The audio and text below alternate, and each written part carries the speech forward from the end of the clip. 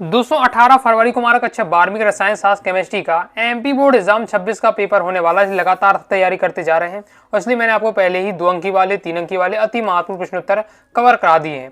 अब दोस्तों हमारे 4 अंकी वाले महत्वपूर्ण प्रश्न रह गए हैं, तो वही मैंने आपको केमिस्ट्री में बात करें तो बता दिए इंपॉर्टेंट कौन कौन से आपको पढ़ना है। इस वीडियो में केवल हम एक्सप्लेनेशन देखने वाले हैं और किस प्रकार से आपको उसका सॉल्यूशन करना है वो सॉल्यूशन मैं आपको बताने वाला हूँ। बाकी मुझे विश्वास है कि बहुत सारे विद्यार्थियों ने पहले से ही उन क्वेश्चन का क्या है सॉल्व कर लिया होगा। ओके, मैं पहले ही आपको इंपॉर्टेंट बता चुका हूँ। तो 4 अंकी वाले इंपॉर्टेंट जो क्वेश्चन आंसर है इस वीडियो में दोस्तों हम क्या है कवर करने वाले, ये हमारा पार्ट 1 रहने वाला है।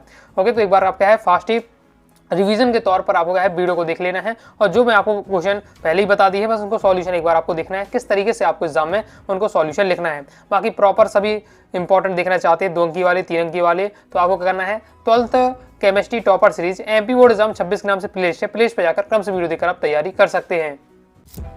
ओके, अब आपका प्रश्न आता है कि 4 नंबर वाले प्रश्न किस किस अध्याय से आ सकते हैं, क्योंकि आपको पता है सिलेक्टेड चैप्टर होते हैं लॉन्ग टाइप क्वेश्चन आने के लिए।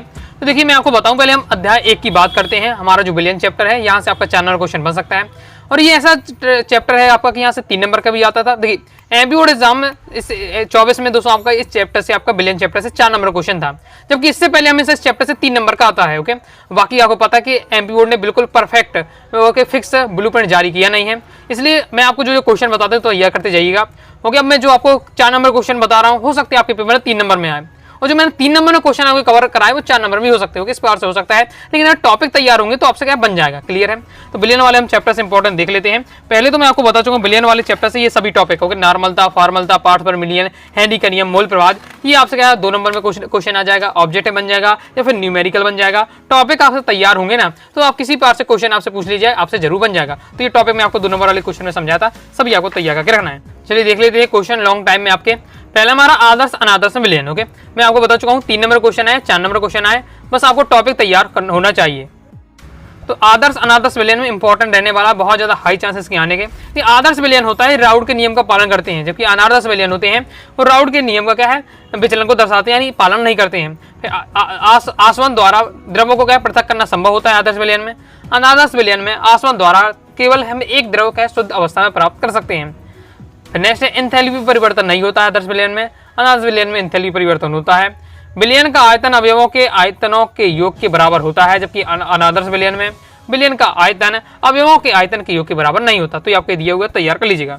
नेक्स्ट देख लेते हैं न्यूमेरिकल टाइप का क्वेश्चन है, लेकिन इसी बार से मैं आपको समझा देता हूँ। क्वेश्चन आपका आता है ओके, अब 2 नंबर 3 नंबर किसी बार से आपका क्वेश्चन आ सकता है। कैसा रहता है न्यूमेरिकल है। ओके, जैसे पहला आपका है ये आपका 2 नंबर में टाइप का आएगा, जो मैं आपको बता रहा हूँ।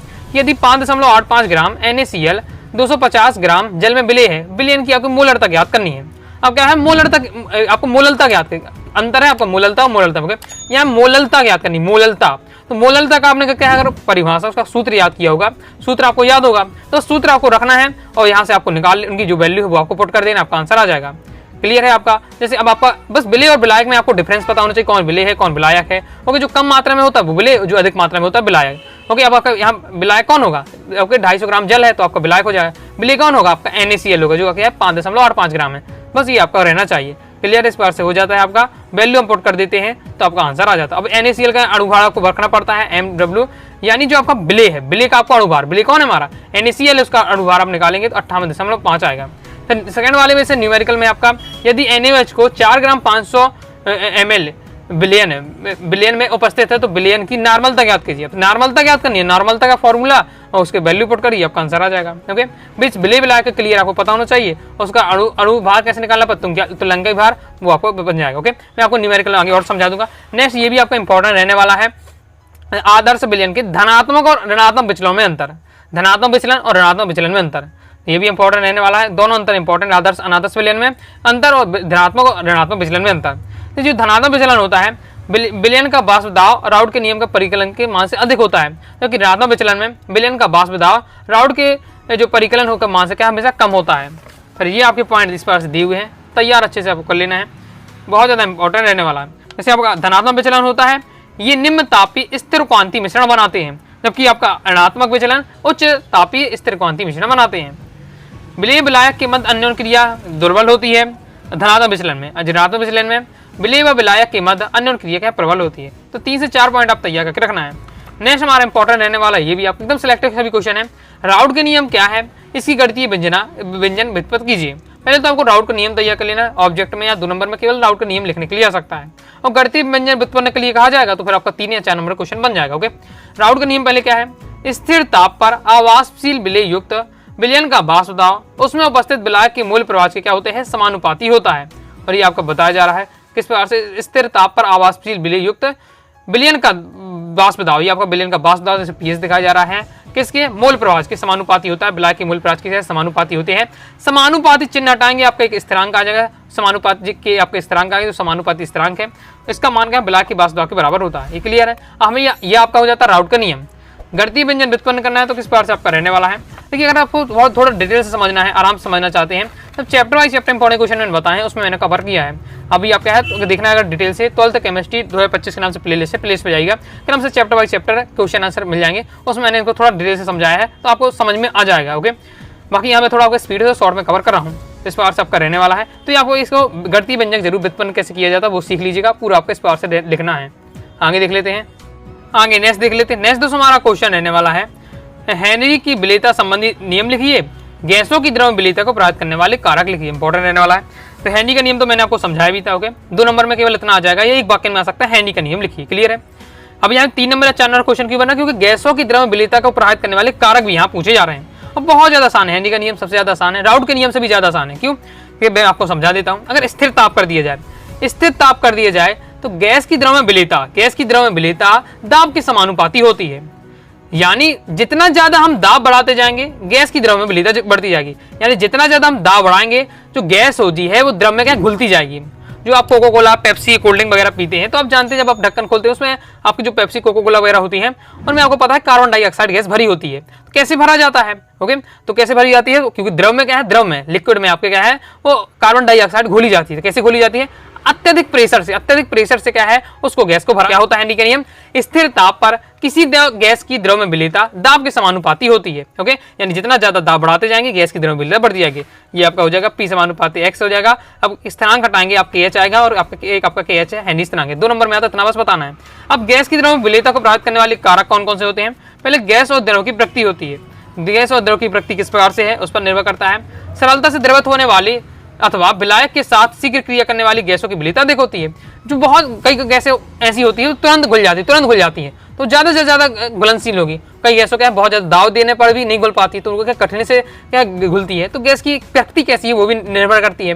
दूसरा, ताप पर प्रभाव, या निम्न ताप पर गैसों की द्रव विलेयता अधिक होती है, जबकि अधिक ताप पर क्या है, गैसों की जो विलेयता घटती जाती है। क्यों घटती जाती है, अगर हम ताप बढ़ा देंगे तो उनकी जो अणुओं की गति जुड़ जाए, बढ़ जाएगी, तो भगेंगे होके अणु होके, तो फिर क्या है, दबकर एक साथ नहीं बैठ पाएंगे इस कारण। तो अगर निम्न ताप होगा तो गैस के जो की द्रव विलेयता बढ़ती जाएगी, यानी ज्यादा घुल जाएगी।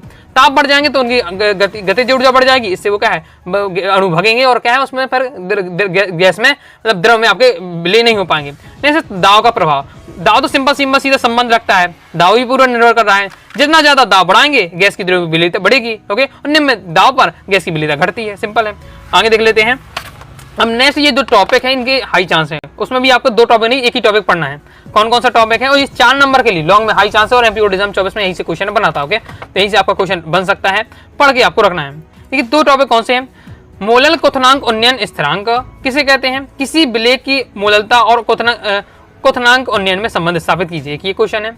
दूसरा आपका है मोलल हिमांक अवनमन स्थिरांक से आप क्या समझते हैं, किसी विलेय की मोललता और हिमांक में अवनमन संबंध स्थापित कीजिए। एमपी बोर्ड एग्जाम 24 में आता है। एमपी बोर्ड एग्जाम 24 में क्या था, मोलल हिमांक अवनमन स्थिरांक, मोलल हिमांक अवनमन स्थान आया था। ओके, पहले आपको परिभाषा क्या होती है। मोलल क्वथनांक उन्नयन स्थिरांक पूछा जा रहा है, किसे कहते हैं, तो आपको 3 लाइन बता जा रहा है कि 1 मोल विलेय को 1000 ग्राम विलायक में घोलने पर विलायक के क्वथनांक में होने वाली जो वृद्धि होती है, मोलल क्वथनांक उन्नयन स्थिरांक कहलाती है।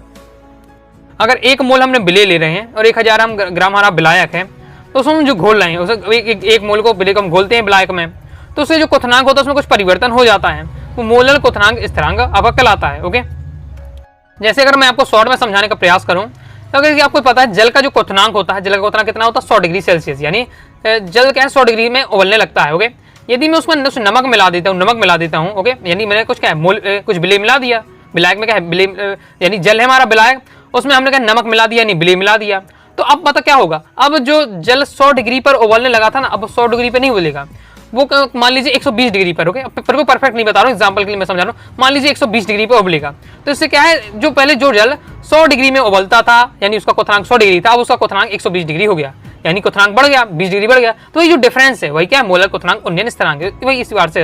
और अच्छे से डिटेल समझना चाहते हैं, चैप्टर वाइज चैप्टर इंपॉर्टेंट पढ़ाया था मैंने, उसमें बहुत ज्यादा डिटेल से पढ़ाया था, तो अच्छे से आपको तैयार कर लीजिएगा, समझ करोगे। और डायग्राम भी आपको ये तैयार करके रखना है। अब इसको आपको क्या है, संबंध ज्ञात करना है, किसी विलय की मोलरता और क्वथनांक उन्नयन में संबंध आपको स्थापित करना है। तो इस बार से आपका संबंध रहने वाला है, ये आपको दिख लीजिए, इस बार से आपको संबंध दिखाना है। जितना मैंने आपको बताया इतना आपका पेपर में आपको रहने वाला है, ओके, क्लियर है। और ये टॉपिक अच्छे समझ लीजिए, आप चाहे वो आप चैप्टर वाइज चैप्टर इंपॉर्टेंट वाली डिटेल से वीडियो देख लीजिएगा, या यूट्यूब पर आप सर्च कर लीजिएगा कि मोलर क्वथनांक उन्नयन स्थिरांक, ओके। बस आपसे टॉपिक बनना चाहिए, आपके पेपर में नंबर आने चाहिए, कहीं से पढ़ें, बस जो टॉपिक बता रहा हूँ वो पढ़ के आपको रखना है। अब मोलर अवनमन स्थिरांक की बात कर, संबंधित आपका रहने वाला है, ओके, ये आपका दिया हुआ है, तैयार आपको कर लेना है। ये इस बार से सेम लगभग उसी टॉपिक आपका रहने वाला है, बस इसमें आपका क्वथनांक है, इसमें हिमांक है। हिमांक वाला आपका नेक्स्ट टॉपिक देख लेते हैं।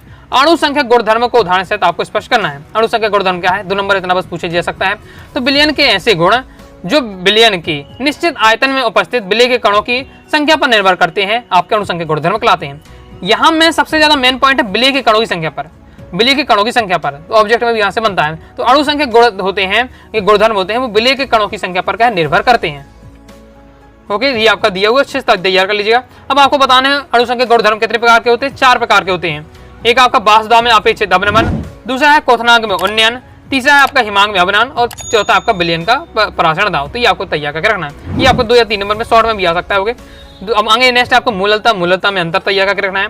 जब आपने अगर उनके बारे में पढ़ लिया, परिभाषा अगर आपने तैयार कर लिया मूललता की, मूललता की, साथ ही दोस्तों आपने क्या है सूत्र तैयार कर लिए है, तो दोस्तों फिर आपका अंतर भी आपसे आसानी से बन जाएगा, क्लियर है। उसी को क्या है, पॉइंट वाइज पॉइंट दिया हुआ है। अंतर अगर आता है तो इसी बार से पॉइंट वाइज पॉइंट आपको लिखना है कि मूललता का संबंध क्या है, विलयन की आयतन से होता है, जबकि मूललता का संबंध क्या है, विलायक की मात्रा से होता है।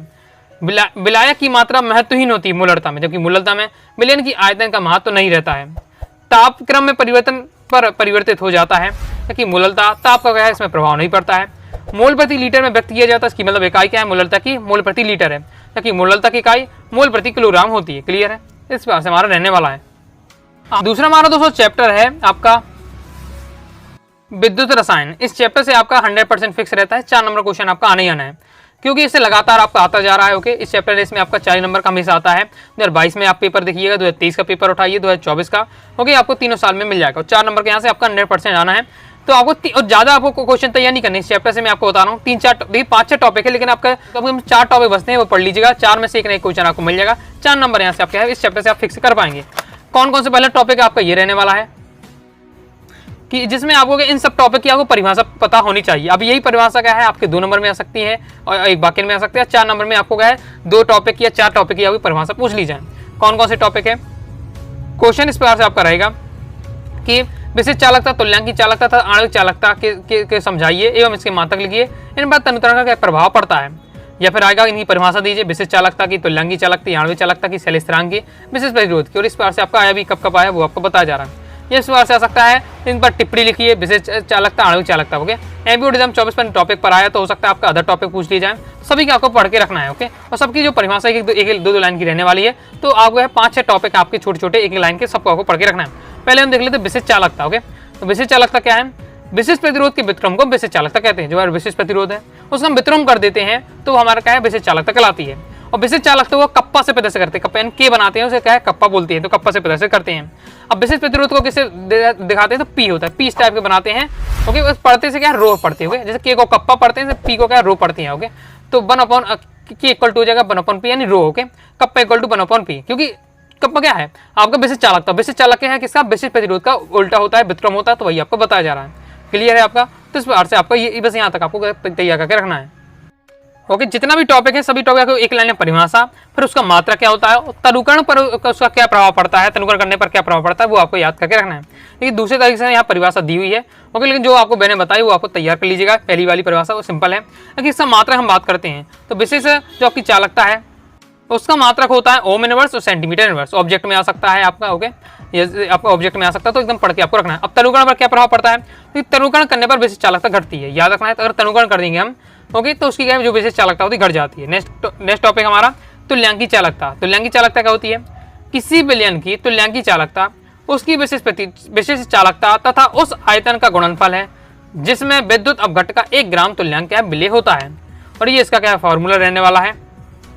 तुल्यांक की चालकता भी सिंपल है। तुल्यांक की चालकता है क्या है कि उसकी विशिष्ट चालकता और उसकी आयतन का गुणनफल, विशिष्ट चालकता के और उसका आयतन का जो गुणनफल होता है वही आपकी क्या है एक तुल्यांक की चालकता कहलाती है। क्लियर है। अब इसका मात्रा क्या है ohm inverse centimetre square EQ inverse हो जाएगा। ओके, तुल्यांक की चालकता इसकी EQ दिखाया जा रहा है। अब तनुकरण करने पर तुल्यांक की चालकता पर क्या प्रभाव पड़ता है, तो तनुकरण करने से आपकी जो तुल्यांक की चालकता बढ़ती है, तो तनुकरण करने से विशिष्ट चालकता घटती है जबकि तुल्यांक की चालकता बढ़ती है। ओके, और यही ये टॉपिक जो मैं आपको बता रहा हूँ यही सब आपके वस्तुनिष्ठ में रहते हैं, तो अच्छे से आपको तैयार करके रखना है ओके माइंड में। नेक्स्ट आपका मोलर चालकता। अब मोलर चालकता को क्या आणविक चालकता भी कहते हैं। तो आणविक चालकता कहा जाए मोलर चालकता कहा एक ही बात है। तो किसी विलयन की आणविक चालकता विशिष्ट चालकता और उस आयतन का गुणनफल होता है वो आपका कहता है आपकी मोलर चालकता। ओके, और यहाँ को याद रखना तुल्यांक की चालकता में क्या है विद्युत अपघटन का 1 ग्राम तुल्यांक विलेय होता है, जबकि मोलर चालकता से विद्युत अपघटन का 1 मोल क्या है विलेय होता है। बस इतना डिफरेंस रहने वाला है। बाकी देखिए लगभग आप परिभाषा देखेंगे तो आपको दोनों में क्या है आपको सेम मिल जाएगी। किस प्रकार से सेम है तुल्यांक की चालकता आणविक चालकता। देखिए तुल्यांक की चालकता विशिष्ट चालकता और उसके आयतन का गुणनफल होता है। मोलर चालकता में भी उसकी आणविक विशिष्ट चालकता और आयतन का गुणनफल है। तो अंतर क्या है, जब इसमें जो भी लिया जाता है विद्युत अपघटन वो 1 ग्राम तुल्यांक विलेय होता है, जबकि इसमें जो विद्युत अपघटन लिया तो 1 मोल विलेय होता है। ओके, तो ये इसमें डिफरेंट रहता है। तो लास्ट लाइन भी आपकी इंपॉर्टेंट रहने वाली है। ओके, अब इसका जो आपका मोलर चालकता आणविक चालकता का एक मात्रा क्या होने वाला है, तो ohm inverse centimetre square mole inverse रहेगा। तनुकरण करने पर क्या आणविक चालकता बढ़ती है। फिर सेल स्थिरांक, तो सेल स्थिरांक भी देख लेते हैं। MP ODM 19 में आया था आपका सेल स्थिरांक के बारे में। तो चालकता सेल के इलेक्ट्रोडों के मध्य की दूरी व इलेक्ट्रोडों के अनुप्रस्थ काट के क्षेत्रफल का अनुपात का सेल स्थिरांक कहलाता है। ओके, यानी दोस्तों आपका L/, हो जाएगा A, L/A ऑब्जेक्ट में पूछा जाता है। यानी 2 इलेक्ट्रोडों के बीच की दूरी और इलेक्ट्रॉनों के अनुप्रस्थ काट के क्षेत्रफल का अनुपात आपका सेल स्थिरांक कहलाता है। फिर विशिष्ट प्रतिरोध क्या होता है, तो विशिष्ट प्रतिरोध यह 1 सेंटीमीटर लंबे व 1 सेंटीमीटर अनुप्रस्थ परिच्छेद वाले चालक का क्या प्रतिरोध होता है वो आपको विशिष्ट प्रतिरोध कहलाता है। रो से पे 10 करते हैं, ओम सेंटीमीटर क्या है इसकी इकाई होती है। क्लियर है। तो ये आपको टॉपिक तैयार करना, कोई भी आपको 2 टॉपिक आ सकते हैं, 4 टॉपिक पूछ लिया जाए, 3 टॉपिक आ जाए, किसी बार से आपका आ सकता है। नेक्स्ट देख लेते हैं। नेक्स्ट इस टॉपिक के आपके आने के हाई चांस है, क्योंकि अभी तक आपका ये मतलब आया नहीं, 2020 में आया था फिर नहीं आया है, और ये टॉपिक अभी बीच में हट भी गया था आपका। ओके, तो अब ये दोबारा लेकिन जुड़ चुका है, तो इसके आपके आने के हाई चांस है, तो पढ़ के आपको रखना है। कौन सा टॉपिक है, संक्षारण वाला। संक्षारण किसे कहते हैं, इसकी क्रियाविधि समझाइए, इसे प्रभावित करने वाले 3 कारक लिखिए और बचाव के 2 उपाय लिखिए। ओके, तो संक्षारण वाला पूरा टॉपिक आपको पढ़ के रखना है, जिसमें आपको इस बार से क्वेश्चन पूछ लिया जाएगा। परिभाषा बताइए संक्षारण क्या है, प्रभावित करने वाले कारक कौन से हैं, संक्षारण से हम कैसे बचा सकते हैं, इस टाइप के अलग टाइप से क्वेश्चन बन सकते हैं। तो आपको यहाँ 4 टॉपिक तैयार करने के लिए संक्षारण क्या है, फिर उसकी क्रियाविधि, संक्षारण को प्रभावित करने वाले कारक, फिर संक्षारण को रोकने को उपाय। पहले संक्षारण क्या होता है, और सिंपल आपका टॉपिक रहने वाला है। तो धातुओं वायुमंडल की नमी जैसे CO2, SO2, NO2, H2S आदि गैसों की क्रिया की कर अवांछनीय यौगिक की परत बना लेती है, जिससे धातुओं की सतह क्या खराब हो जाती है। यह क्या क्रिया संक्षारण कहलाती है। जैसे लोहे में जंग लगना, तांबे के बर्तनों का नीले हरा होना, सोने चांदी के जो गहने होते हैं वो क्या है काले रंगे हो जाते हैं, तो संक्षारण के उदाहरण हो जाते हैं। क्रियाविधि, तो ये क्रियाविधि एक बार अच्छे से आपको तैयार करना है, जिस हिसाब से जैसा पेपर में लिखना चाहिए उसी हिसाब से थोड़ा आंसर आपका दिया हुआ है। तो एक बार क्रियाविधि सीख लीजिएगा। फिर प्रभावित करने वाले कारक कौन कौन से हैं, तो धातु की प्रकृति पर निर्भर करता है, धातु की अशुद्धि की उपस्थिति, धातु में कितनी अशुद्धि उपस्थिति है वो संक्षारण पर उसको प्रभावित करने वाला कारक है, और वायुमंडल की प्रकृति किस प्रकार से है। ये 3 पॉइंटों के माध्यम से आपको बताया जा रहा है संक्षारण के प्रभावित करने वाले कारक। अब रोकने का उपाय क्या है, अब रोकने का उपाय आप जानते होंगे, जैसे आप क्या है रोधी रक्षक है, रोधी रक्षक पेंट वार्निश कर दी जाती है, लोहे की धातुओं में अधिकता होकर विद्युत लेपन किया जाता है, तेल ग्रीस लगाकर भी क्या है संक्षारण को रोका जाता है। साथ ही विद्युतीय संरक्षण होता है और आपका उत्सर्ग रक्षण होता है। पढ़ते ही आपको ये टॉपिक समझ में आ जाएंगे। तो ये आपका क्या है संक्षारण को रोकने का उपाय है। क्लियर है। नेक्स्ट हमारा क्वेश्चन रहने वाला है गैल्वेनिक सेल क्या है, उसकी क्रिया विधि को आप डैनियल सेल के उदाहरण देकर समझाइए। ये भी आपको 2018 के समय में आया था, मतलब फिर भी ये भी नहीं आया, तो इसके भी आपके हाई चांस है, तो पढ़ के आपको रखना है। तो आपको यहाँ मेन आपको पढ़ना है संक्षारण वाला टॉपिक और गैल्वेनिक सेल वाला।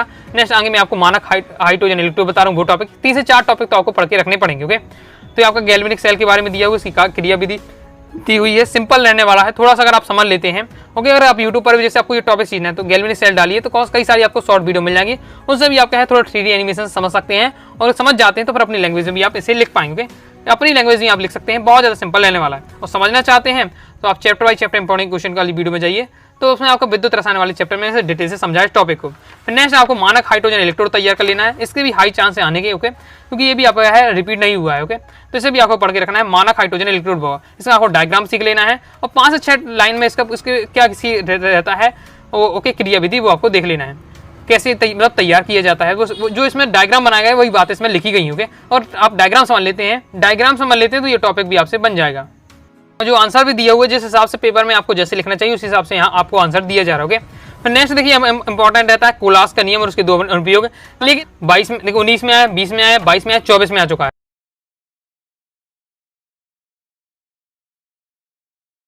टाइप के क्वेश्चन बन सकते हैं, तो बस आपको पढ़ के रखना है कि कोलास का नियम क्या होता है। फिर कोलास के अगर 2 अनुप्रयोग होते हैं वो आपकी इस बार से दिए हुए। ओके, तो एक बार आप यहाँ से देख सकते हैं।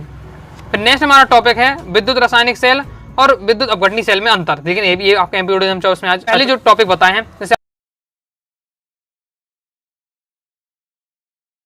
से तैयार करके रखना ही है। तो ये थे आपको दोस्तों 4 अंक वाले महत्वपूर्ण प्रश्न। कुछ और क्वेश्चन रह जाते हैं, हम सेकंड पार्ट में कवर कर ले। तो भाई दोस्तों आपको वीडियो पसंद है, वीडियो पसंद है लाइक करिए, सब्सक्राइब कर दीजिए। साथ ही दोस्तों टाइम चैनल व्हाट्सएप में ज्वाइन कर लिया। कोई दोस्तों डाउट आता है कमेंट से आप जरूर पूछ लीजिएगा। मिलते हैं दोस्तों नेक्स्ट वीडियो में, तब तक के लिए बाय बाय।